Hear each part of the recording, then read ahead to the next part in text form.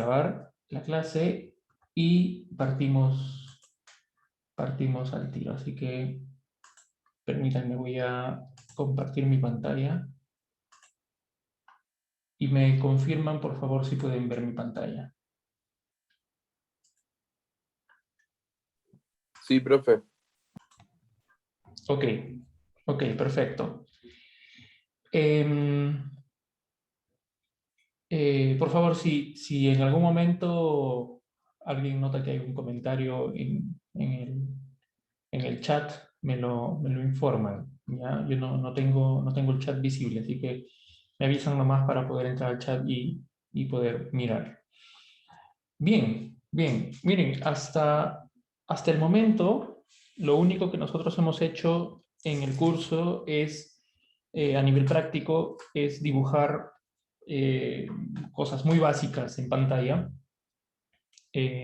objetos o figuras, básicamente, y, y luego lo que nos preguntaríamos de repente es, ok, ahora una vez que nosotros ya sabemos dibujar una figura o ya sabemos dibujar un objeto, ya sea en 2 dimensiones, en 3 dimensiones, lo que queremos hacer es posicionar esos objetos en las escenas, de repente de una forma distinta, como nosotros lo hemos estipulado en la función original, o de repente queremos animar la escena, ¿sí? Entonces, el concepto básico para que nosotros podamos, digamos, convertir esos objetos en objetos animados o convertir los objetos en objetos que puedan moverse a través de la escena y posicionarlos, esos conceptos se conocen como transformaciones, ¿ya? Y las transformaciones pueden ser de acuerdo al espacio, ¿no? Hay transformaciones en 2 dimensiones, hay transformaciones en 3 dimensiones, ¿sí? Nosotros vamos a pasar directamente a ver las transformaciones en 3 dimensiones, porque son las transformaciones más generales y porque además de eso nos va a permitir que nosotros ya podamos comenzar a tener escenas más complejas, ¿sí? De hecho, el día jueves, por ejemplo, vamos a ver un ejemplo de transformaciones junto con objetos complejos. O sea, los objetos son complejos, pero vamos a ver que hacerlos funcionar, hacerlos mover, animarlos en una escena, es muy sencillo utilizando estos conceptos que vamos a ver hoy. Hoy día también vamos a ver un ejemplo en Python, ¿sí? Un ejemplo muy básico, pero que nos ayude a entender cómo los objetos comienzan a tener vida haciendo uso de las transformaciones. ¿Ok? Hasta ahora, todo lo que hemos hecho nosotros en cuestión de graficación era trabajar en 2 dimensiones, ¿no? Y por eso teníamos un sistema coordenado que tenía solamente 2 ejes, ¿no? Nuestra pantalla se dividía en el eje X, que era el eje horizontal, y el eje Y, que era el eje vertical, ¿sí? Y nosotros cuando definíamos una figura, definíamos la figura con coordenadas en 2 dimensiones. Si bien es cierto, en nuestro programa nosotros utilizábamos una tercera coordenada en los puntos, esa coordenada era siempre 0, ¿no? Era siempre 0. Y de hecho, me parece que le hicieron una pregunta así a Sebastián en el auxiliar, ¿no? O sea, ¿qué pasa si uno utiliza esa última coordenada? En realidad, en nuestro programa que hemos visto la semana pasada no pasa nada, ¿no? O sea, simplemente uno está dibujando sobre un plano asumiendo que la pantalla simplemente tiene un eje de coordenada X y Y. ¿Ok? Sin embargo, nuestro mundo, el mundo que nosotros queremos representar en un programa de graficación, es tridimensional, ¿no? Lo que uno quisiera es, por ejemplo, graficar un paisaje de un videojuego, lo que uno quisiera, por ejemplo, es graficar una ciudad en una película de animación, y todos estos objetos en realidad son objetos que tienen 3 dimensiones, ¿sí? Entonces, vamos a hablar un poquito acerca de cómo nosotros podemos comenzar a graficar cosas en 3 dimensiones, ¿sí?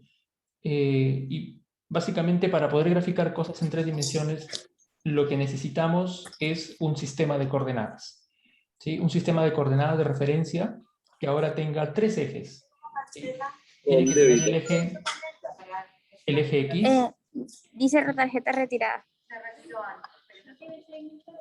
Porfa, apaguen su micrófono. Ya, gracias.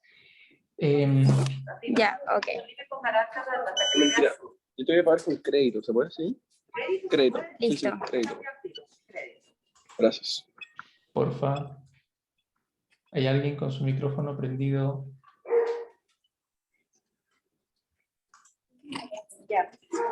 Profe, usted podría mutearla mientras. Sí, sí, sí. Voy a ver. Permítanme. Lo que pasa es que... Ya, ahí está. Ya, ok. Bien, entonces para poder utilizar o para poder crear una escena tridimensional en la computadora, nosotros necesitamos un sistema de coordenadas de referencia. Así como teníamos el sistema de coordenadas de referencia en 2 dimensiones, en donde el eje X iba en una dirección, el eje Y en otra, y el origen estaba siempre en el centro de la pantalla, ahora necesitamos nosotros también un sistema coordenado que nos permita manejar información en 3 dimensiones. ¿Sí? Este sistema coordenado obviamente va a estar representado por los ejes X y Z, y nosotros vamos a utilizar como referencia este sistema coordenado que tenemos en pantalla, en donde el eje X, ¿sí? El eje X está representado así, ¿no? Va hacia la derecha, el eje Y va hacia arriba, y el eje Z obviamente es ortogonal a ambos. ¿Sí? Todo sistema de coordenadas siempre tiene que tener 3 vectores ortogonales entre sí. Significa que el ángulo que forman los vectores entre sí siempre es 90 grados. ¿Sí? Siempre es 90 grados. Y por lo tanto, hay un sistema de planos también que se forman, ¿no? Por ejemplo, está el plano XY, está el plano YZ, está el plano XZ. ¿Sí? Otra cosa importante es que el sistema de coordenadas puede estar orientado, y de hecho tiene que estar orientado de 2 formas, ¿sí? De 2 formas. Según un sistema de mano derecha o según un sistema de mano izquierda. ¿Qué significa esto? Significa básicamente cómo está orientado el eje X, el eje Z con respecto a los otros 2 ejes. ¿Sí? Por ejemplo, nosotros podríamos haber decidido que este eje Z, en lugar de estar en esta dirección, que está apuntando hacia afuera, sea un eje que está apuntando hacia adentro. ¿Sí? Entonces, ¿cómo sabemos con cuál de los sistemas trabajar? ¿Sí? Lo que vamos a hacer es utilizar nuestra mano, ¿sí? Como referencia. ¿Sí? Utilizamos nuestra mano derecha, por ejemplo, yo voy a utilizar mi mano derecha, ¿sí? Y lo que vamos a hacer es posicionar los ejes X y como parte tanto del dedo índice como del dedo medio, así como lo tienen aquí en la figura. ¿Sí? Y cuando posicionamos el eje X y el eje Y con estos 2 dedos, el pulgar automáticamente apunta en la dirección en donde tendría que estar el eje Z.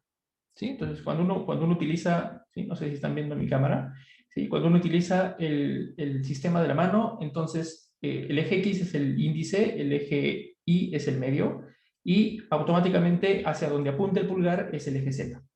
Ustedes pueden ver en este sistema que tenemos aquí arriba, el sistema X y Z que tenemos aquí, pueden ver que está orientado en ese sentido. ¿Sí? Si ustedes colocan, por ejemplo,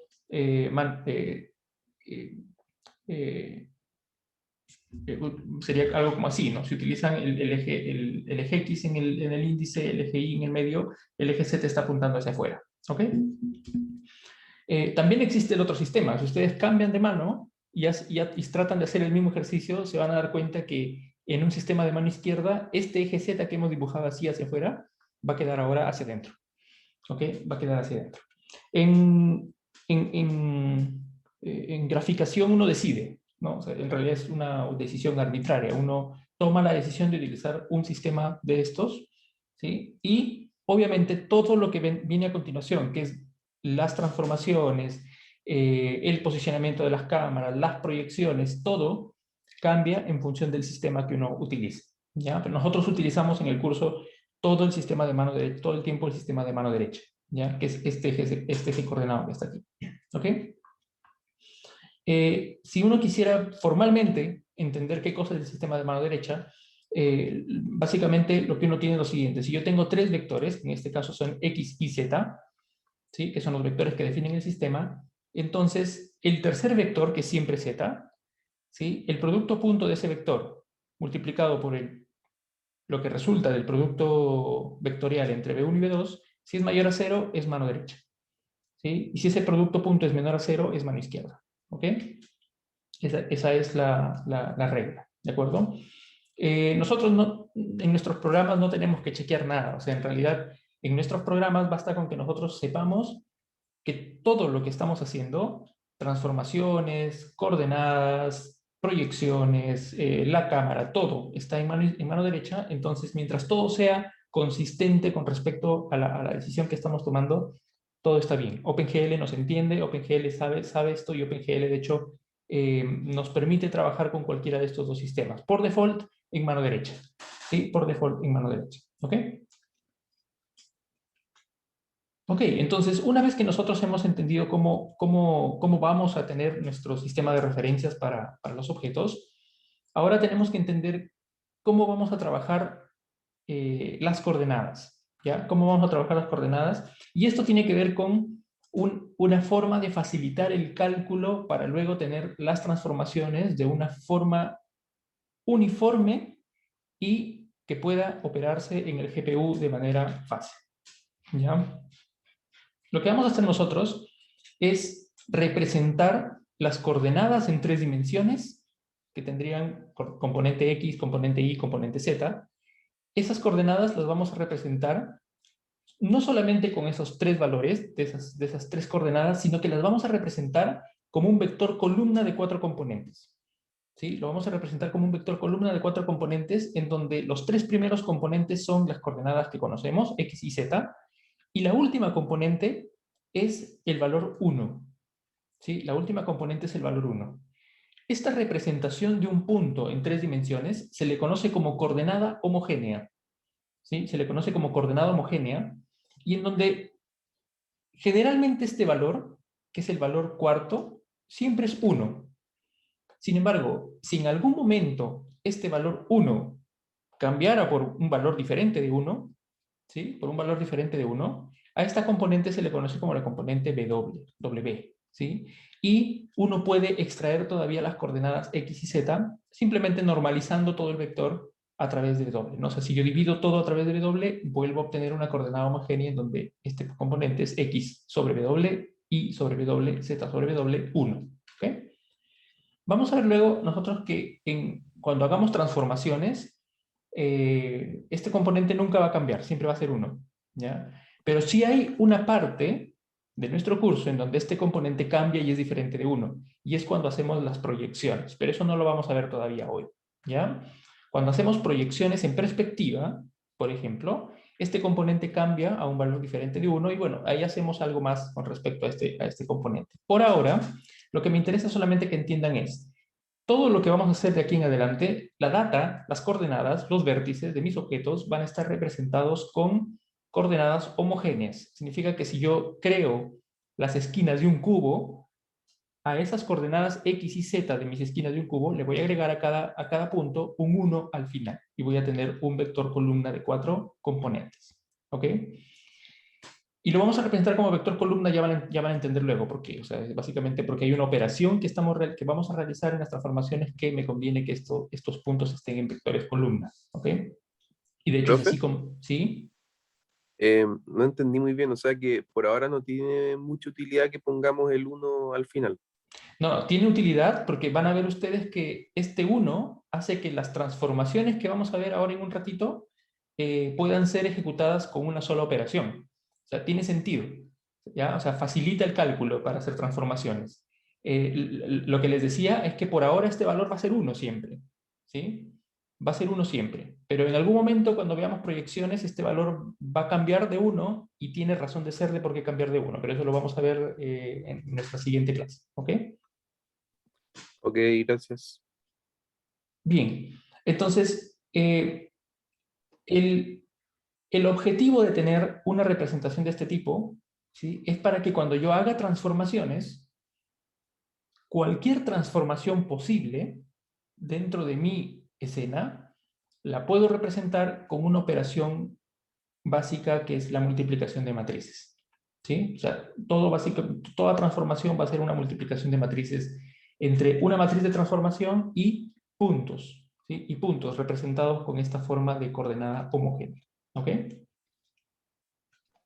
Profe, en el ¿Sí? chat preguntan qué representa el 1. Al final no entendí. ¿Qué representaba el 1? El 1, ¿sí? El 1, fíjense que aquí en realidad es como que nosotros estuviéramos estuviéramos representando nuestros puntos de 3 dimensiones, no en 3 dimensiones, sino en 4 dimensiones. ¿Sí? En 4 dimensiones. Y entonces, tener este 1 que está aquí, ¿sí? Tener este 1 que está aquí, me está representando un punto especial en esas 4 dimensiones, de tal manera que cuando yo proyecto ese punto en 3 dimensiones, me da la coordenada X y Z, ¿ya? Pero, ¿sí? Pero, eso digamos es como a nivel formal, a nivel matemático, pero a nivel práctico, en la programación, tener este valor 1 que está aquí, me ayuda a que luego cuando yo quiero aplicar una transformación sobre este punto, este 1 va a cumplir un rol importante porque me permite poder transformar los puntos X y Z de manera conveniente. ¿Sí? Lo vamos a ver en especial con algunas de las transformaciones que vamos a ver en adelante. ¿Ok? Entonces, este valor de 1 que está aquí es un valor de conveniencia, digamos, por ahora. ¿Sí? Es un valor que me conviene tenerlo ahí, porque luego cuando yo quiera aplicar algún tipo de transformación, este 1 cumple un rol. ¿Sí? Y ayuda a que nosotros podamos hacer algún cálculo sobre los puntos X y Z. ¿De acuerdo?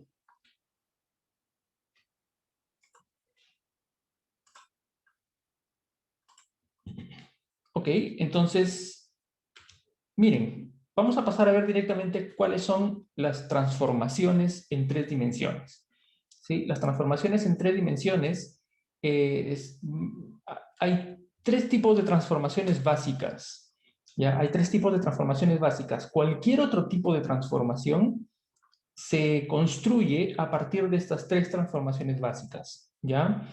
De hecho, todo lo que ustedes ven en una animación, todo lo que ven en un videojuego, todo lo que ven en una película animada, todo lo que ven en cualquier cosa de una escena tridimensional que se mueva, todo se construye solamente en base a estas 3 transformaciones. ¿Sí? Todo se construye en base a estas 3 transformaciones. ¿Cuáles son estas transformaciones?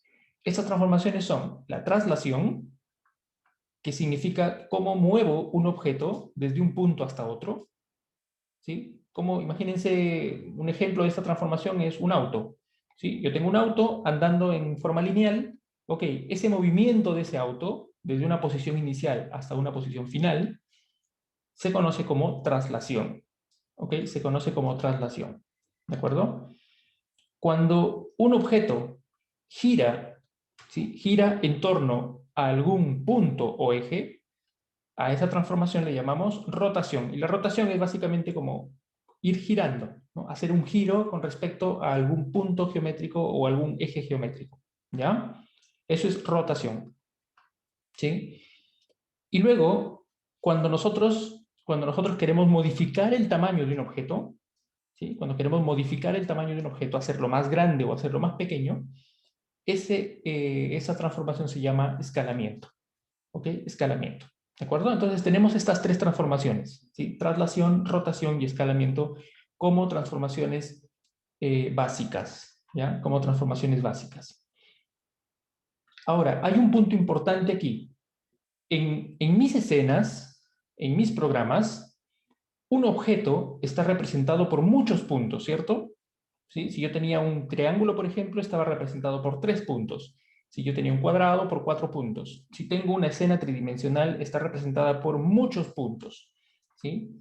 Cuando yo transformo un objeto a través de traslación, rotación o escalamiento, en realidad lo que estoy haciendo es transformar individualmente cada uno de sus puntos. Si yo tengo un triángulo, entonces, si yo lo transformo a través de una rotación, lo que estoy transformando es cada uno de sus puntos de manera individual con la misma transformación. ¿Sí? Si yo traslado un objeto, obviamente cada punto se traslada de manera independiente. Bueno, al final uno ve como que todo el objeto se está trasladando, todo el objeto se está moviendo. Pero lo que está pasando dentro a nivel computacional es que cada punto se está transformando de manera independiente con la misma transformación. ¿Ok?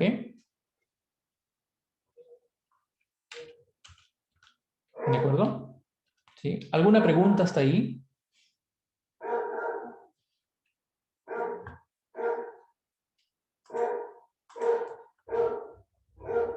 Ok, ninguna.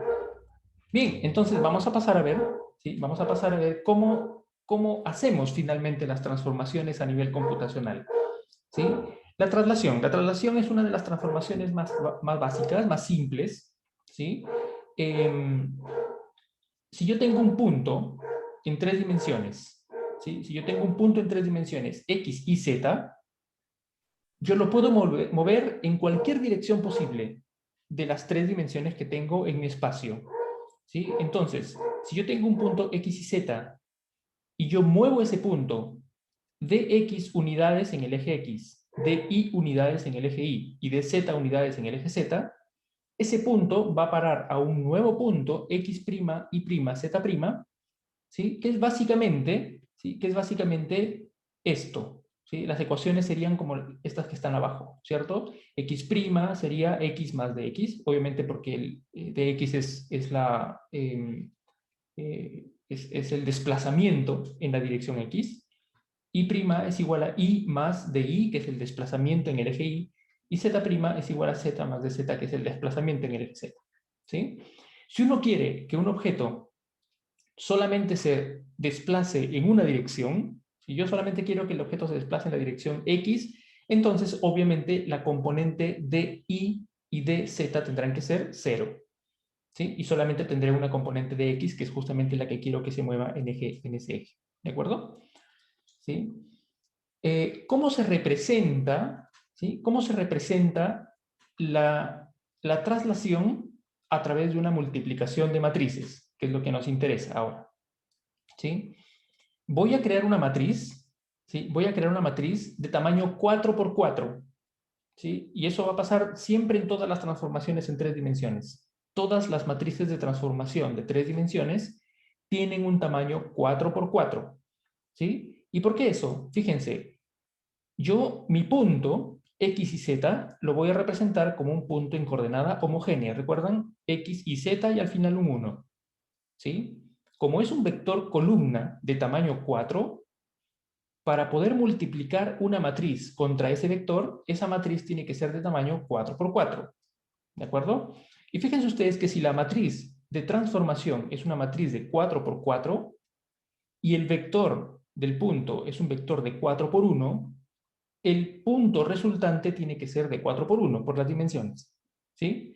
Ustedes se fijan que de este producto sale un nuevo punto que es un punto de nuevo, coordenadas homogéneas y de dimensión 4 por 1, ¿ok? Miren, ¿cómo nosotros componemos una matriz de 4 por 4 de manera que llevemos a cabo el proceso de traslación? La matriz de traslación es esta, ¿sí? Fíjense, tiene una diagonal de unos, ¿sí? Una diagonal de unos, y las componentes de la traslación se colocan en este lugar, miren, aquí, de X, de Y y de Z, ¿sí? Cuando nosotros operamos el producto de la matriz, fíjense lo que pasa cuando yo multiplico la primera fila con la primera columna, ¿sí? Al multiplicar la primera fila con la primera columna, lo que tengo es X más 0 por Y más 0 por Z más dx por 1. Y finalmente, del producto de la primera fila con la primera columna, lo que obtengo es X más dx, ¿cierto? Miren cómo, en este caso, en la traslación, este componente 1 que está al final en el punto es importante porque fue el que me permitió multiplicarlo contra este componente de x para obtener la ecuación que tengo aquí, ¿sí? Para obtener la ecuación que tengo aquí. Uno podría hacer el ejercicio de tratar de encontrar la forma de cómo hacer esta multiplicación de matrices sin utilizar coordenadas homogéneas y no se puede, ¿sí? Y no se puede, ¿ok? Entonces, esta matriz de transformación, de traslación, es solamente posible gracias a que los puntos están representados en coordenadas homogéneas, ¿ok? Están Profesor, representados en coordenadas homogéneas. aquí hay una pregunta en el chat. Sí, ahí vamos justamente. A ver, primero, nos pregunta Santiago, profesor, ¿esto no es costoso computacionalmente? Totalmente de acuerdo, Santiago. Es muy costoso computacionalmente, pero vamos a ver luego cómo esto lo resolvemos a través del GPU. Bueno, el GPU lo resuelve de manera muy sencilla. ¿Ok? Javier nos dice, según yo, las matrices para un computador son fáciles, pero no estoy seguro. Más que sean fáciles, vamos a darnos cuenta que es el GPU el que está haciendo todo este trabajo pesado por nosotros. Ya les voy a explicar ahora cómo va eso. Gabriel nos dice, las puedes paralelizar en GPU y por eso no es tan costoso. Sí, justamente eso es lo que les decía. La GPU está hecha para operar matrices muy rápido. Sí, gracias Gabriel por ir contestando. Gabriel, de hecho, contestó todo lo que yo estaba diciendo. Justamente, miren, todas estas operaciones son bien costosas, ¿sí? Son bien costosas, porque pensemos por un momento, y me voy a detener aquí un momento para hacer un análisis que íbamos a hacer 2 slides más adelante, pero lo podemos hacer ahora. Miren, esta es la operación para calcular un punto. O sea, esta es la operación para transformar un punto de mi escena, ¿sí? En donde voy a llevar a cabo todas estas multiplicaciones y sumas en este producto matricial, ¿cierto? Pero es para un punto. En una escena de un videojuego, nosotros podríamos tener millones de puntos, ¿sí? Podríamos tener millones de puntos. Entonces, si yo quiero transformar toda una escena a través de esta matriz, según lo que estamos diciendo aquí, yo tendría que multiplicar esta matriz por cada uno de los millones de puntos que tengo en mi escena. Y eso es obviamente muy costoso computacionalmente. ¿De acuerdo?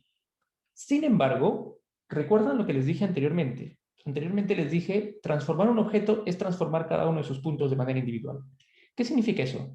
Significa que si yo tengo 1.000.000 de puntos, esta transformación aplicada sobre uno de los puntos no es para nada dependiente de esta transformación aplicada sobre otro punto, y sobre otro punto, y sobre otro punto. Es decir, yo puedo aplicar esta matriz sobre 3 puntos y ninguno de ellos es dependiente. Por lo tanto, yo puedo hacer la transformación de cada uno de ellos individualmente. ¿Recuerdan ustedes que les dije que el GPU es un dispositivo que tiene muchos procesadores que ejecutan una misma acción en paralelo en algún momento? Y estos procesadores en un GPU actual, por ejemplo, ronda más o menos el orden de los 4096 núcleos, ¿sí? ¿Qué quiere decir? Quiere decir que hay 4096 procesadores que pueden hacer esta operación en un clock de reloj, ¿sí? Significa que yo puedo operar 4096 puntos en una sola pasada de procesamiento. Y por lo tanto, fíjense que con eso estoy ganando un speedup muy, muy importante. De hecho, el GPU, al hacer esto de manera paralela, entonces uno puede interactuar o hacer interactiva una escena de millones de puntos y uno ni cuenta se da, ¿no? Y uno ni cuenta se da porque es el procesador, es el GPU justamente el que está haciendo todo este trabajo pesado por nosotros, ¿ya? Además que hay una conveniencia de tener las transformaciones como una representación matricial. ¿Ya? Ya lo vamos a ver un par de slides más adelante. ¿Cuál es esa conveniencia? ¿Ok? Bien. La otra transformación fácil, la otra transformación simple es el escalamiento, ¿sí? Y el escalamiento es simplemente aplicarle, en lugar de sumar un factor, ¿sí? En lugar de sumar un factor a cada coordenada, lo que voy a hacer es multiplicarle un factor a cada coordenada, ¿no? Y entonces, por ejemplo, un escalamiento podría verse a nivel de ecuaciones como esto, ¿no? La coordenada x' es igual a un factor multiplicado por la coordenada x. Y' es igual a un factor multiplicado por la coordenada y z' un factor multiplicado por la coordenada z. ¿Sí? Uno podría tener factores distintos en cada componente, lo cual haría que el objeto o el punto se mueva o se escale diferente en cada dirección. ¿Sí? Cuando uno quiere, por ejemplo, agrandar un objeto, cuando agrandamos un objeto, lo que uno quiere es no cambiar la apariencia del objeto. Por lo tanto, lo que se realiza es un escalamiento uniforme. ¿Cuál es el escalamiento uniforme? Aquel en donde el componente EX es igual al componente EY y es igual al componente Z. Es decir, los 3 componentes son el mismo. ¿Ok? Ahí hablamos de un escalamiento uniforme. Si queremos hacer un escalamiento no uniforme, entonces simplemente aplicamos diferentes factores en cada uno de estos valores y tenemos un escalamiento no uniforme. ¿Ok? Estas ecuaciones también se pueden representar a través de una matriz, ¿sí? Y en este caso la matriz de un escalamiento es muy simple, ¿no? La matriz de un escalamiento es colocar los factores EX, EY y EZ en la diagonal de la matriz de transformación. Fíjese que cuando yo multiplico esta fila por esta columna, obtengo X por EX, ¿no? Que es lo que tengo aquí. Cuando multiplico esta fila por esta columna, tengo I por EI, que es esta ecuación que está aquí. Y así, ¿ok? Esa es la matriz de transformación de escalamiento. ¿Ok? Matriz de transformación de escalamiento. ¿Sí? Y vamos a ver ahora las rotaciones, que es la tercera transformación básica, ¿sí? La tercera transformación básica, y es la que requiere un poquito más de análisis porque no es tan trivial poder conocer cómo se hace una transformación de rotación. Lo que vamos a hacer es lo siguiente, miren, tengo mis ejes coordenados, X, Y, Z, ¿sí? Tengo mis ejes coordenados X y Z, y tengo un punto X y Z que va a rotar, ¿sí? Que va a rotar alfa grados, ¿sí? Va a rotar alfa grados con respecto al eje Z. ¿Sí? Siempre vamos a tomar en referencia, para hacer las rotaciones, siempre tomamos como referencia un eje, ¿de acuerdo? Un eje, ¿sí? Porque es como que, imagínense, ¿sí? No sé si pueden ver mi cámara, ¿sí? Es como que el eje fuera, por ejemplo, mi lapicero, ¿sí? Es como si el eje fuera este lapicero, y yo tengo un punto, y yo quiero que ese punto gire alrededor de ese eje, ¿ya? Va a girar alrededor del eje, ¿sí? Supónganse como que yo amarrara un hilo, ¿sí? Amarro un hilo a mi lapicero y del otro extremo tengo, no sé, una canica, por ejemplo, ¿sí? Entonces, si yo muevo la canica alrededor del lapicero por este hilo, se fijan ustedes que lo que uno hace es en realidad girar alrededor del eje, ¿no? Eso es lo que está pasando con esta transformación, ¿ya? Es tomar un eje y girar alrededor del eje una cantidad de grados, ¿ya? Aquí siempre tomamos una convención y para esto nos sirve el sistema de mano derecha, ¿sí? Por ejemplo, ¿qué significa girar una cantidad de grados positivo y qué significa girar una cantidad de grados negativos? O sea, ¿qué significa girar más 5 grados y qué significa girar menos 5 grados? ¿Ya? Por ejemplo, si yo estoy en el eje Z, ¿sí? Si yo estoy en el eje Z, ¿sí? Y yo coloco el eje Z como en dirección hacia mí, lo que voy a ver es el eje X dirigido hacia la derecha y el eje Y dirigido hacia arriba, ¿sí? Una cantidad positiva de grados indica que me voy a mover del eje X al eje Y. Y una cantidad negativa de grados significa que me muevo del eje Y al eje X, siempre en sentido antihorario, ¿no? Los ángulos positivos se mueven en sentido antihorario al sistema de coordenadas, ¿ok? Y lo mismo va a pasar con los otros ejes, ¿no? Si yo me muevo con respecto, o roto con respecto al eje Y, por ejemplo, ¿sí? El ángulo positivo siempre va de Z a X, porque es el sentido antihorario, ¿sí? Y si yo muevo un punto o roto un punto con respecto a X, el ángulo positivo va de Y a Z, porque es el sentido antihorario, ¿ok? Bien, miren, vamos a tratar de entender cómo uno hace una rotación con respecto al eje Z, ¿sí? Con respecto al eje Z, en esa configuración, ¿sí? Y para eso voy a pasar a mi pizarrita, ¿sí? Voy a abrir mi pizarra. Estamos aquí. ¿Ok? ¿Me confirman, por favor, si pueden mirar mi pizarra? Se ve bien, profe. Se ve, profe. Ok, bien. Miren, voy a tener lo siguiente. ¿Sí? Voy a tener lo siguiente. Voy a tener el eje X aquí, el eje Y aquí, ¿sí? Estoy graficando, ¿sí? Estoy graficando solamente el eje XY, ¿sí? ¿Por qué? Porque fíjense que en la transformación voy a asumir como que el eje Z está apuntando hacia mí, en mi pizarra, ¿sí? O sea, el eje Z está como saliendo de la pantalla, ¿sí? Saliendo de la pantalla, ¿ok?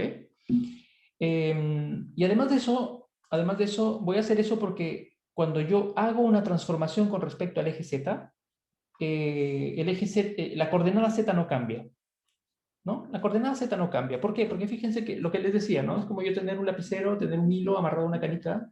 Si yo giro el punto alrededor del eje, la coordenada de ese eje no cambia, sigue siendo la misma, ¿ok? No se va a mover ni más adelante ni más atrás, sigue estando en la misma coordenada. Entonces, en este caso, ¿sí? En este caso, yo ya tengo una primera ecuación, que es z' es igual a z, ¿ok? Todo el tiempo, ¿sí? Lo que voy a hacer ahora es esto, ¿sí? Voy a poner por aquí mi punto x, y, y voy a poner por aquí el punto x', y'. ¿Sí? Y entonces la rotación que quiero hacer es una rotación que lleva este punto a través de este punto, ¿sí? Una cantidad de ángulo, ¿no? El ángulo alfa, ¿de acuerdo? Entonces, lo que voy a hacer es lo siguiente, miren, voy a trazar, ¿sí? Voy a trazar una línea entre estos dos puntos, ¿sí? Y al trazar esa línea, el ángulo alfa, ¿sí? El ángulo alfa es el ángulo que está aquí, ¿cierto? ¿Sí? Porque es el ángulo que me lleva desde el punto xy hasta el punto x', y' con respecto al sistema coordenado, ¿no? Esto es alfa, ¿de acuerdo?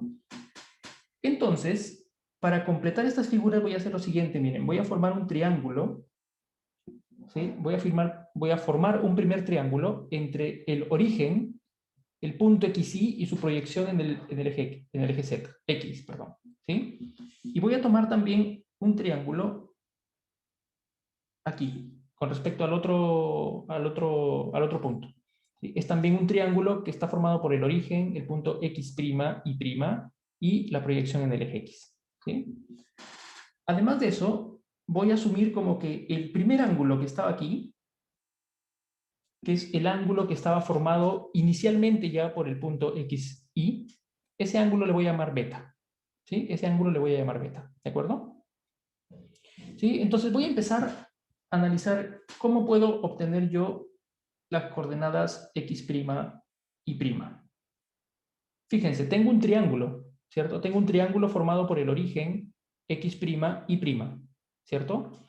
Además de eso me faltó esto. Si la longitud del primer punto xy con respecto al origen era h, ¿sí? Cuando yo giro este punto, por el mismo efecto que les dije de que es como que uno estuviera amarrado al eje, este valor h sigue siendo el mismo, ¿sí? Sigue siendo el mismo que cuando yo lo llevo al punto x', y'. Entonces, la hipotenusa de estos dos triángulos sigue siendo h. ¿Sí? Es h en este punto y digamos, esa cuerda giró, ¿sí? Y sigue siendo h en este punto. ¿Ok? Entonces, si yo conozco algo o me acuerdo algo de trigonometría, sé que aquí todos estos dos triángulos son triángulos rectángulos, ¿sí? Por lo tanto, yo puedo extraer información acerca de cateto opuesto, cateto adyacente, ¿sí? Lado opuesto, lado adyacente, ¿cierto? Por ejemplo, ¿qué puedo decir de x'? Lo que puedo decir de x', que es este valor que está aquí, ¿sí? X' es este valor que está aquí, ¿sí? Esto es x'. Lo que puedo decir de x' es que este x' es la hipotenusa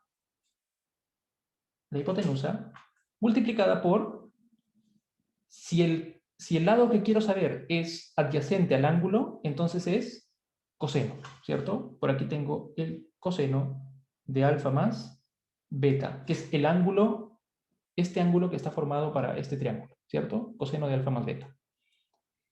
Y lo opuesto, ¿sí? El lado y' es el lado opuesto al ángulo alfa más beta, por lo tanto sería h por seno de alfa más beta, ¿cierto?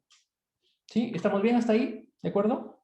Es un poquito de trigonometría nada más, de la más básica, de la que vemos probablemente en el colegio. ¿Sí?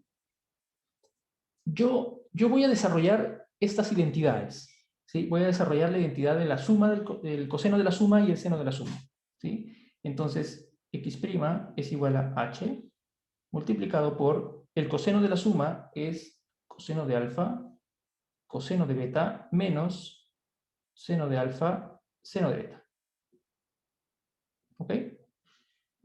Y voy a poner por este otro lado, y' es igual a h, que multiplica el seno de la suma. El seno de la suma es seno de alfa, coseno de beta, más coseno de alfa, seno de beta. ¿Sí? ¿Ok? Son las identidades. La identidad del coseno de la suma, el seno de la suma. ¿Sí? Fíjense que aquí, en esta ecuación, ¿sí? En esta ecuación, lo que yo conozco es alfa, ¿cierto? Conozco alfa, por lo tanto puedo calcular el coseno de alfa, el seno de alfa, pero lo que me falta es H yo lo puedo conocer, ¿sí? H yo lo puedo conocer porque lo puedo calcular. Sin embargo, el coseno de beta y el seno de beta es algo que no necesariamente, ¿sí? No necesariamente yo quisiera ocuparlo. O sea, yo quisiera que esta ecuación dependa solamente de alfa, ¿sí? Solamente de alfa. Sin embargo, me doy cuenta de algo importante. Miren, yo puedo calcular cuánto vale el coseno de beta y cuánto vale el seno de beta. ¿Saben de dónde podemos calcular eso? Del otro triángulo, ¿sí? El triángulo que estaba formado inicialmente por XY es un triángulo que tiene el ángulo beta. Por ejemplo, el coseno de beta. ¿Cuánto vale el coseno de beta? El coseno de beta es lado adyacente, que es X, sobre hipotenusa, que es H. ¿Sí? Y el seno de beta es lado opuesto, que es Y, sobre H. ¿Ok? Entonces voy a reemplazar esos valores aquí. ¿Sí? Voy a tener X' igual a H por coseno de alfa. Coseno de beta es X sobre H, menos seno de alfa, y seno de beta es Y sobre H. ¿Sí? Fíjense lo que pasa aquí. Este H que multiplica aquí afuera se va con este H que está aquí y se va con este H que está aquí. ¿Sí? Y por lo tanto, la ecuación me queda así. X' igual X coseno de alfa menos Y seno de alfa. Miren qué es lo interesante de esta ecuación. Lo interesante de esta ecuación es que depende de X, Y, que son coordenadas que conozco, y depende solo de alfa, que es el ángulo que obviamente tengo como parámetro en mi transformación. ¿Sí? Si uno hace lo mismo con Y, ¿sí? Este H se va a eliminar en algún momento con el valor que va por aquí abajo en el coseno y el seno. Y este es así, ¿no? X seno de alfa más Y coseno de alfa. ¿De acuerdo? ¿Sí? ¿Sí? ¿Está claro hasta ahí cómo llegamos a esas ecuaciones? ¿O tienen alguna pregunta? Todo claro. Ok. Miren ahora, ¿sí? Miren ahora, si yo quiero estas ecuaciones llevarlas a una expresión matricial, ¿sí? Basta con que yo, obviamente, tome los puntos X, Y y multiplique los senos y coloque el seno de alfa, coseno de alfa en las ubicaciones correspondientes, y lo que obtengo es esto, ¿sí? Lo que obtengo es esto, ¿sí? Ustedes lo van a poder verificar, lo pueden verificar de hecho, ¿sí? Esta matriz, ¿sí? Esta matriz corresponde con esas ecuaciones que hemos desarrollado hasta hace un instante, ¿sí? Yo tengo el punto X y Z, 1, tengo los nuevos puntos X', Y', Z', y la matriz de transformación tiene que ser esta. ¿Por qué? Porque X' tiene que ser X por coseno de alfa más menos Y por seno de alfa. Esa es la ecuación que vimos hace un momento. Y Y' tiene que ser X por seno de alfa más Y por coseno de alfa.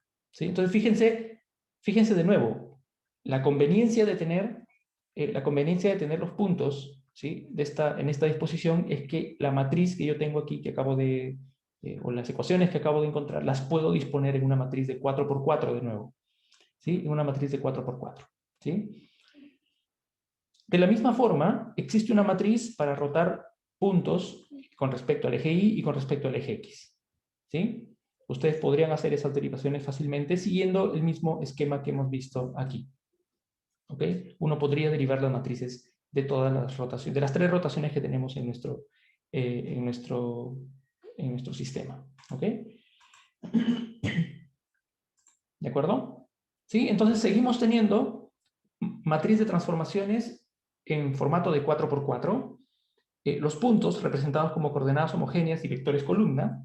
¿Sí?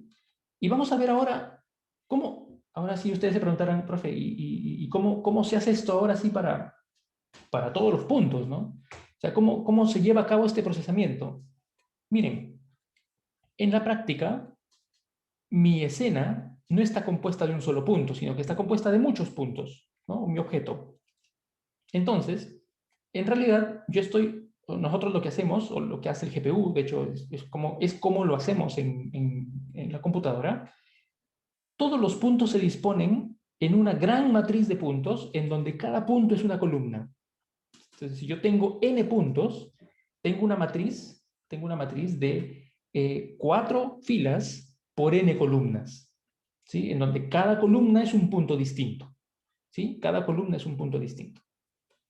Cuando yo multiplico cualquier matriz de transformación por esta matriz que compone todos los puntos, lo que obtengo en una sola operación de multiplicación de matrices es todos los puntos transformados. Porque la transformación se aplica de manera individual, columna por columna. ¿Ok? Entonces, yo puedo aplicar una transformación a través de una multiplicación de matrices, y eso es importante. ¿Sí? Lo importante aquí era que yo lo que quiero es que cada transformación, sin importar la que sea, pueda ser aplicada sobre un conjunto de puntos con una sola operación, que es la multiplicación de matrices. ¿Ok? Ahora, a nivel programación, esta operación, que es una multiplicación de matrices, la vamos digamos, a realizar a través de una multiplicación de matrices también, ¿sí? Pero hay un detalle, ¿sí? Hay un detalle. Cuando nosotros estamos programando nuestro vertex shader, que es en donde sucede esto, ¿cierto? Aquí estoy manipulando vértices todavía, ¿sí? En mi vertex shader, yo asumo que lo que ingresa como entrada es un solo vértice, no todos los vértices, ¿cierto? Estoy asumiendo que mi vertex shader procesa un vértice a la vez, ¿ok? Entonces, ustedes se preguntarán, si yo tengo que transformar todos los puntos, tendría que mandar como parámetro esta matriz T para cada punto, ¿cierto? Porque mi vertex shader asume solamente que hay un solo punto. Bueno, hay una forma en el OpenGL, ¿sí? Hay una forma en donde yo le puedo decir a OpenGL que hay un dato que yo le voy a mandar como parámetro y es único para todos los puntos de la escena. ¿Sí? A ese parámetro se le conoce como una variable de tipo uniform. ¿Ok? Y la implementación vamos a ver que cuando yo mando una matriz de transformación, la voy a mandar específicamente como un parámetro uniform. ¿Por qué? Porque yo quiero que el GPU reciba una sola vez esa matriz, o sea, no la reciba n veces por cada punto que tengo, sino que la reciba una sola vez, y una vez que la recibe una sola vez, la opera sobre todos los puntos. ¿Ok? Y eso es para qué sirve esta palabra clave uniform. ¿Ok? Lo vamos a ver en un instante cuando veamos nuestro programita. ¿Sí? Ahora, ¿qué es lo interesante de hacer esto? Lo interesante es que ustedes dirán, pero profesor, con rotaciones, traslaciones y escala, no creo que yo pueda hacer una transformación más compleja, no sé, el movimiento de un avión que va volando y va girando y va haciendo cosas. Ok, la respuesta es que sí, sí se puede. Y se puede porque estas transformaciones yo las puedo componer. Componer transformaciones significa que yo puedo obtener transformaciones más complejas a través de la secuencia de transformaciones más simples. Por ejemplo, ¿qué pasaría si yo quiero rotar un objeto ya no a través de un eje? ¿No? Ya no quiero que el objeto gire a través de un eje coordenado, sino que quiero que el objeto gire alrededor de sí mismo, ¿no? A través de un eje que está pasando alrededor de sí mismo, ¿no? ¿Cómo puedo hacer eso? ¿Sí? Lo que voy a hacer es seguir una secuencia de transformaciones que me lleven a ese objetivo. Como yo conozco cómo girar un objeto con respecto a un eje coordenado, lo primero que voy a hacer es mover el objeto original de tal forma que su centro de gravedad caiga en el origen, por ejemplo. ¿Sí? Yo puedo hacer eso con una traslación, ¿cierto? Muevo un objeto al origen del sistema coordenado y lo puedo hacer a través de una transformación de traslación con coordenadas menos cx, menos cy, menos cz, en donde cx, cy, cz es el centro del objeto. Por ejemplo, del cubo, tengo un centro, lo voy a mover al origen. ¿Sí? Una vez que lo moví al origen, ahora sí lo roto. Como ya lo tengo en el origen, yo puedo rotar un objeto con respecto a cualquiera de los ejes en ese punto, lo roto, y una vez que lo roté, lo vuelvo a su posición original a través de otra transformación de traslación, pero ahora ya no con menos el centro, menos el centro, menos el centro, sino con el centro mismo para volverlo a su posición original. ¿Sí? Lo que está pasando todo momento con estas tres transformaciones es mover el objeto al origen, transformarlo, retornarlo a su punto original. ¿Sí? Mover el objeto al origen, transformarlo, volverlo a su punto original. ¿Sí? Y el efecto que me da estas tres transformaciones es que el objeto se está moviendo en su misma posición. ¿De acuerdo? Ahora, uno obviamente llevaría a cabo la primera transformación, del resultado aplicarle la segunda transformación, del resultado aplicarle la tercera transformación. Pero eso significaría que yo tengo algo como esto, ¿no? ¿Sí? Si yo tengo el conjunto de puntos original, primero lo multiplico por una matriz de traslación, luego se multiplica por una matriz de rotación, luego se multiplica por la otra matriz de traslación, ¿sí? Pero aquí nos podemos dar cuenta de una cosa. Estas tres matrices son todas matrices de 4×4. De 4×4, de 4×4, de 4×4. La matriz de puntos tiene 4 por n, que es la cantidad de puntos, ¿sí? Se dan cuenta que yo puedo preoperar esta matriz, que es la matriz de transformación, porque si todas son de 4×4, yo las puedo multiplicar. Y me va a quedar una sola matriz de 4×4, que es esta matriz Q, que es la que se termina multiplicando por cada uno de los puntos. Significa que puede que yo tenga una transformación muy compleja, pero si yo precomputo la transformación a través de la multiplicación de las matrices, al final me sigue quedando una sola matriz de tamaño 4×4, que es la que se multiplica por los puntos, ¿sí? Por lo tanto, esta optimización no la vamos a hacer en el GPU, sino que esta optimización la hacemos nosotros en nuestro programa, multiplicamos las matrices y una vez que tenga la matriz final, esa es la matriz que le envío al GPU para que opere. ¿Ok? ¿De acuerdo? ¿Alguna pregunta hasta ahí? Profe, yo creo que lo explicó hace un rato, pero yo no entendí muy bien lo que era el uniform que salió antes. Sí. El uniform es una variable, o sea, la matriz de transformación, ¿sí? La matriz de transformación, fíjense que es la misma para todos los puntos, ¿sí? O sea, la matriz de transformación es la misma para todos los puntos. Sin embargo, cuando yo tengo un vertex shader en mi programa, el vertex shader recibe solo un punto, ¿sí? Recibe solo un punto. Entonces, en lugar de que yo envíe la matriz de transformación como parámetro individualmente a cada punto, cuando yo especifico en mi shader que un determinado dato, por ejemplo la matriz, es uniform, significa que ese dato se va a recibir una sola vez para operar todos los puntos que vienen a continuación, ¿sí? Entonces, hay un identificador en el shader que me dice que esa variable es un uniform y que es única para todos los puntos. De manera que no tengo que estar mandándolo como parámetro cada vez que opero los puntos, sino que la mando una sola vez y se opera sobre todos los puntos al mismo tiempo. ¿Ok? Ok, gracias. Hay una pregunta por aquí. ¿Solo veremos rotaciones alrededor de un eje? Las rotaciones básicas son alrededor de un eje solamente, ¿ya? Son alrededor de un eje solamente. Uno puede encontrar, por ejemplo, una matriz que haga un giro de un objeto con respecto a un eje arbitrario, por ejemplo. Sin embargo, esa transformación es una composición de otras transformaciones más simples, que significa mover el elemento a un eje determinado, girarlo y luego devolverlo a su posición original. ¿Ok? Profe, ¿Sí? ¿y esta matriz resultante sería la variable uniform que metemos? Sí, sí. Ah, ya. Siempre la última matriz, que es la que opera, es la variable uniform que metemos al GPU. Ya. Ok. Bastián nos pregunta también, profe, ¿por qué el precómputo de la matriz final no se hace en la GPU si es más potente? Fíjense que el precómputo de la matriz final son puras matrices de 4×4. ¿Sí? Son puras matrices de 4×4, ¿de acuerdo? Entonces, es bastante más fácil que uno haga ese precómputo en el CPU, ¿sí? Que haga ese precómputo en el CPU, que enviar todas las matrices pequeñitas al GPU para operarlas en paralelo. O sea, en realidad o sea, a nivel práctico uno no encuentra mucho de speed up porque son matrices pequeñas, ¿sí? Donde sí se nota la potencia del GPU es cuando uno ya multiplica una matriz de 4×4 contra una matriz de 4×1.000.000. Si yo tengo 1.000.000 de puntos, ¿sí? Entonces ahí en ese caso, obviamente es mucho más factible hacerlo en el GPU que en el mismo CPU. ¿Ok?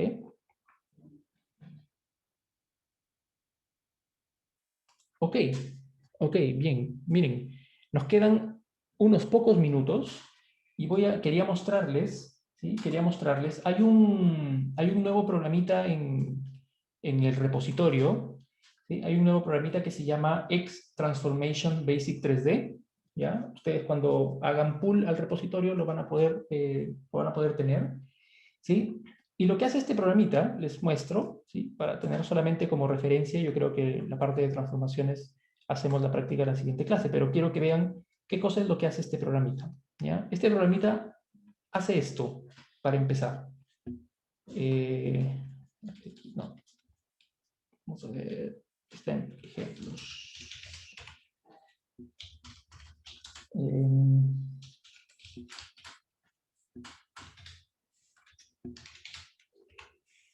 Ok, este programita lo que hace esto. Lo que hace es esto, ¿ya?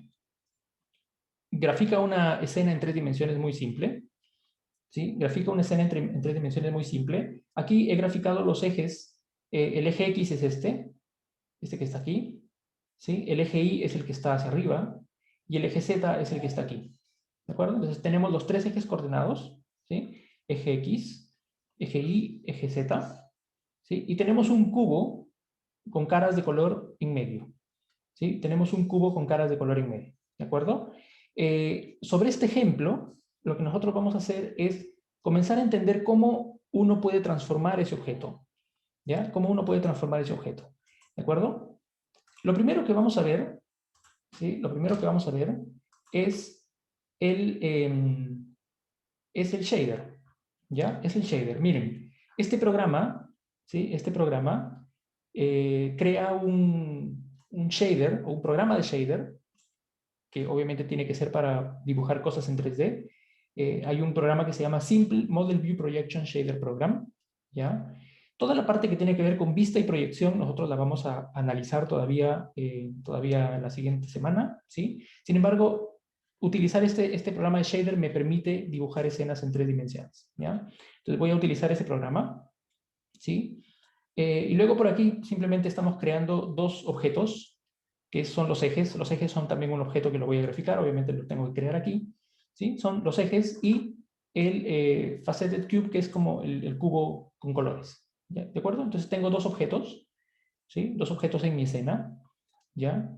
Y vamos a ver el shader, ¿ya? Permítanme mostrarles ese shader simple. Aquí está, ¿sí? Este es el shader Simple Model View Projection Shader Program, ¿ya? Lo que me interesa de este shader por ahora es lo siguiente. Miren, a diferencia de los shaders que habíamos estado viendo, ahora estos shaders reciben algunas variables que tienen como identificador la palabra uniform. Significa que estos datos que están entrando, son datos que se ingresan una sola vez al GPU y se utilizan para todos los puntos que vengan en el dibujo. ¿De acuerdo? Sin embargo, se tiene que especificar en el programa del shader que estas variables son uniform para poder utilizarlas en este procesamiento. ¿De acuerdo? Miren, lo demás es lo que ya conocíamos, posición y color, ¿sí? Ahora, miren lo que pasa cuando yo calculo la posición de mi objeto. Cuando calculo la posición de mi objeto, por ahora, ¿sí? Por ahora voy a desestimar esto de proyección y vista porque es algo que vamos a ver después. Es básicamente como esta escena termina ploteándolo en las 2 dimensiones. Pero lo que me interesa es esto, miren. Mi posición, mi punto, ¿sí? Mi punto, que estaba en 3 dimensiones, le estoy colocando un 1 al final. ¿Sí? Ahí está la razón de ser. Estoy convirtiendo ese punto en un vector de 4 valores con un 1 al final. ¿Qué significa? Estoy transformando mi punto a una coordenada homogénea. Y luego que transformé ese punto a una coordenada homogénea, la estoy multiplicando por una matriz que se llama model, ¿sí? Y adivinen qué matriz es esta model. Esta matriz model es mi matriz de transformación, ¿sí? Entonces lo primero que pasa aquí es, este punto lo estoy multiplicando por mi matriz model, que es la matriz de transformación de 4×4. ¿De acuerdo? ¿Sí? El fragment shader no cambia. Fíjense que el fragment shader sigue siendo el mismo, ¿ya? Ahora, en mi programa, ¿sí? En mi programa, cuando yo voy a dibujar, ¿sí? Que es esto que está por acá abajo, miren. Cuando yo voy a dibujar, antes de dibujar algún objeto, ¿sí? Antes de dibujar algún objeto, yo tengo que decirle al GPU que voy a mandarle, ¿sí? Tengo que decirle al GPU que voy a mandarle en la variable model, que es esa variable uniform que tengo ahí, voy a mandarle una cierta transformación. Por ejemplo, en este caso, ¿qué transformación va a recibir los ejes? La matriz identidad, ¿sí? En una matriz de 4×4, la matriz identidad es una matriz que no transforma nada, ¿cierto? La matriz identidad. Fíjense lo que estoy haciendo con el cubo. Antes de dibujar el cubo, le estoy mandando al GPU, dentro de esa variable model, le estoy mandando una matriz que se llama model transform, que en este caso la he inicializado como una matriz identidad, ¿sí? Por eso es que el objeto no se mueve y está en su posición original, ¿sí? Miren, ¿qué pasaría si nosotros tenemos aquí en nuestro paquete de gráficos, tenemos un archivo que se llama transformations, que construye todas las matrices de transformación bajo funciones. Por ejemplo, si yo quiero construir una matriz de transformación uniform scale, le mando la escala y me construye una matriz de 4×4 con el uniform scale, ¿sí? También para escala. Por ejemplo, las rotaciones, ¿sí? Le mando el ángulo θ y me construye una matriz de 4×4 con las rotaciones, ¿sí? ¿Qué pasa, por ejemplo? Miren, yo voy a aplicar aquí, y con esto terminamos, ¿sí? Una rotación en el eje Y, ¿sí? Una rotación en el eje Y de 45 grados, num pi sobre 4. Aquí los ángulos son en radianes, ¿ok? ¿Sí? Los ángulos son en radianes. Miren, si yo hago que la matriz que le estoy enviando a graficar el GPU sea una matriz de rotación de 45 grados en el eje Y, ¿sí? Lo que obtengo es esto, ¿sí? El cubo rotado con respecto al eje Y, pero 45 grados en la dirección que está aquí, ¿sí? ¿Qué podríamos hacer, miren, de manera muy simple? De manera muy simple yo podría hacer esto, ¿no? Ángulo alfa igual a 0.0 y lo voy a meter dentro del bucle, aquí, ¿sí? Alfa. Y cada vez que termina mi bucle, hago que alfa cambie más igual 0.001, por ejemplo. Vamos a probar un valor muy pequeño, ¿sí? Simple, ¿no? Tengo un ángulo alfa. Mi matriz de transformación depende de ese ángulo alfa y abajo el ángulo alfa cambia en un factor. ¿Qué significa esto? En cada iteración estoy haciendo una transformación, ¿cierto? Una transformación. ¿Ok? Y lo que tengo entonces es esto, ¿sí? Pueden ver ustedes cómo el objeto está girando. Creo que está muy lento. Voy a agregarle aquí uno más. ¿Sí? Ahí está, ¿no? El objeto está girando alrededor del eje Y en cada parte de la iteración. ¿Ok? Ok, bien. ¿Alguna pregunta? ¿Algún comentario?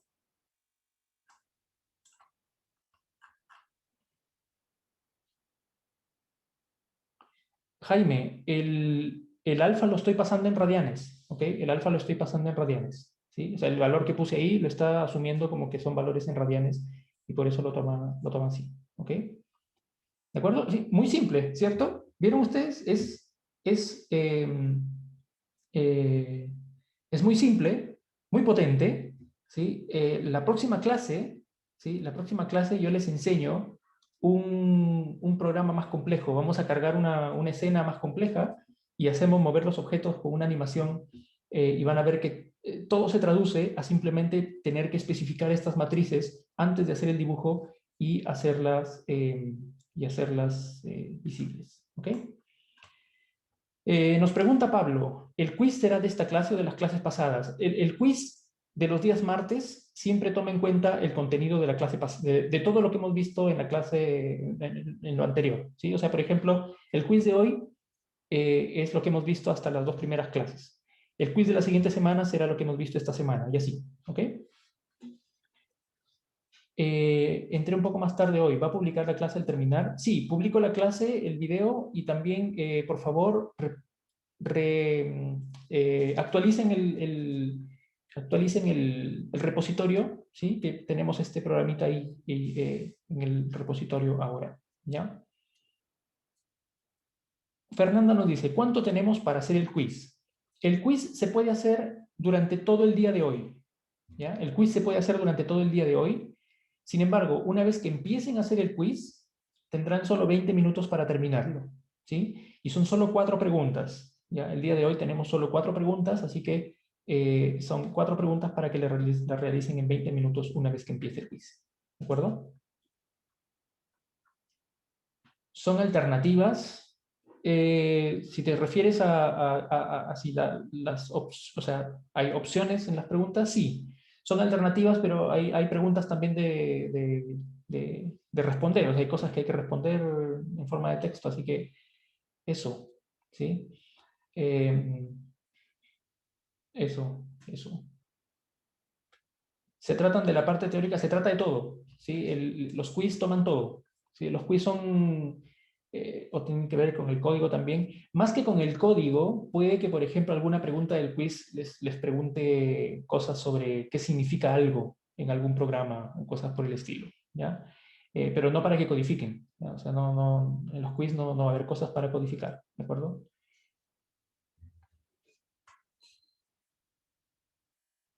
¿Ok? Ok, bien.